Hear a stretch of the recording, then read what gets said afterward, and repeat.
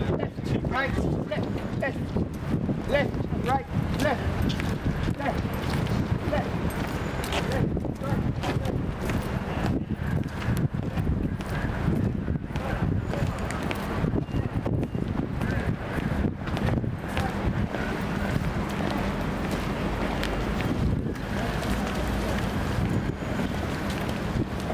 69th anniversary of liberation of Auschwitz by the Soviet Army. It is something we must never forget. And today is the 70th anniversary of the lifting of the siege of Leningrad, which took place on the 27th of January 1944, which is one of the longest sieges in modern wartime history. And that city suffered dreadfully during that 900-day siege, so I think it's something we should remember today as well. In laying of our wreaths, we also offer humble gratitude, and we commit ourselves in a new way to learning the lessons of the past. We are each links in a chain and fellow travelers on life's journey. There is a bond of connection between us, whether we are in the land of the living or on some farther shore. Our wreath laying here today is a further public sign and symbol of how this is so. A clear statement that in Southwark and across London, bridge building is our shared responsibility, and every contribution to it counts. It is in this spirit that I lay a wreath on behalf of the London Borough of Southwark and its people, and I invite others to do likewise for themselves and those they represent. On the 27th of January every year, we gather here today at the Soviet War Memorial to remind ourselves of one of the darkest and most tragic chapters in the history of mankind, the Holocaust. It serves us as a reminder of the perils of discrimination and intolerance, of denials of one's fellow human beings' humanity. Today we remember the sorrows of the past, and today we are called to ensure that they never happen again. Remember men who were dragged from their homes, walled into ghettos, starved and beaten and killed by tyrant squads and in factories of death. These people were singled out not because of any wrongdoing on their part, but rather because of their family's religion or where they were born and who they were.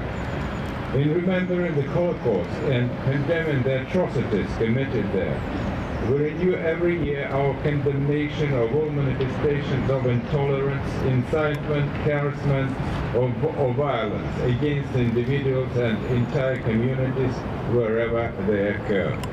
However, the history of the genocide perpetrated during the Second World War does not belong to the past alone. It is a living history that concerns us all, regardless of our background, culture, or religion. Mankind as a whole is still overcoming the shameful legacy of theorists denying under various guises equality of human dignity. Anti-Semitism, racism, xenophobia and extremism of all sorts continue to plague humanity. People are discriminated against and even become targets of violence simply because of where they were born or who their ancestors are. That we should forget. That is why Holocaust Memorial Day is so important. And that is why we raise this issue, I mean the Russian Federation, at each session of the United Nations General Assembly. Yet this day marks not only the anniversary of the liberation of Auschwitz, but also the lifting of the Leningrad blockade. 70 years ago, on this very day, the deadly 900-day siege of the Russian city of Leningrad finally ended.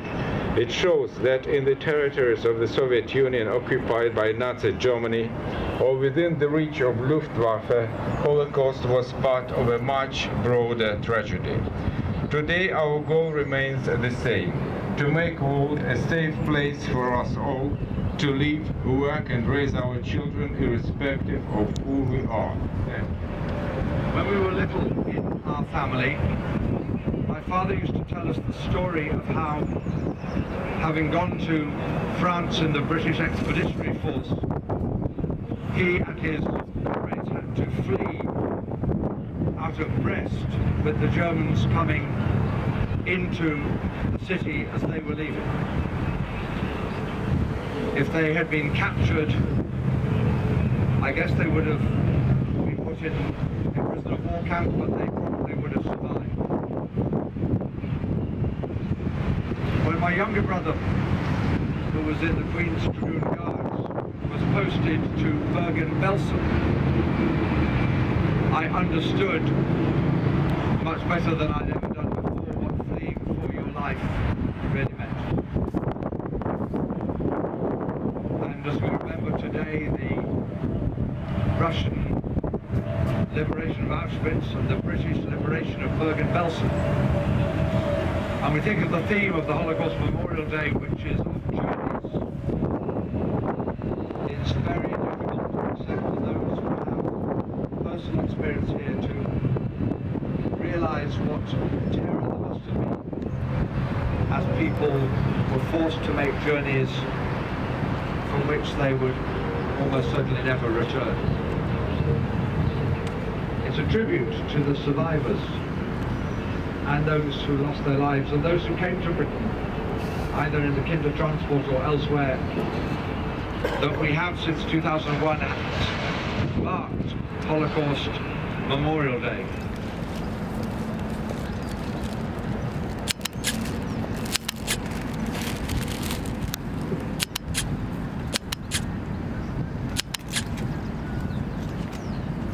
The next wreath by Reverend Alan Greenbat and Holocaust survivor Susan Pollock.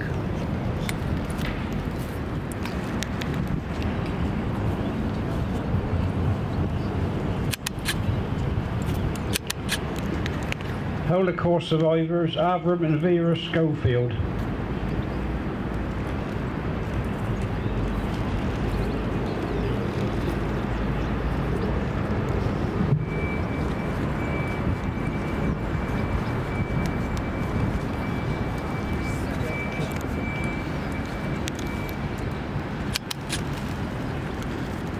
Pride Solidarity, Claire Dimion.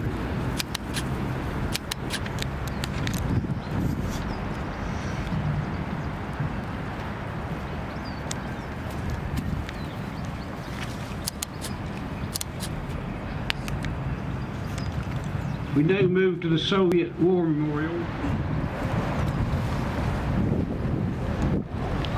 Robert Southern.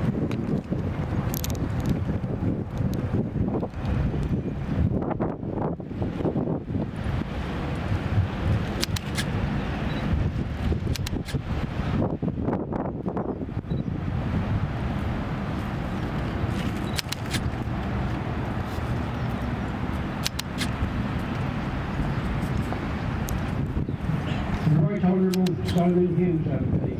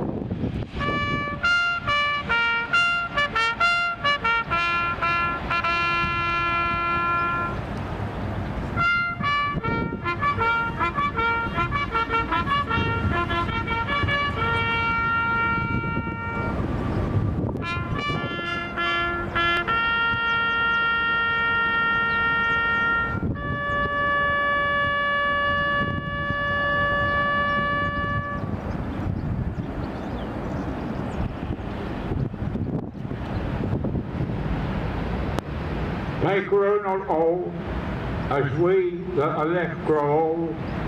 Age shall not weary them, nor the years condemn. But the going down of the sun, and in the morning, we will remember them.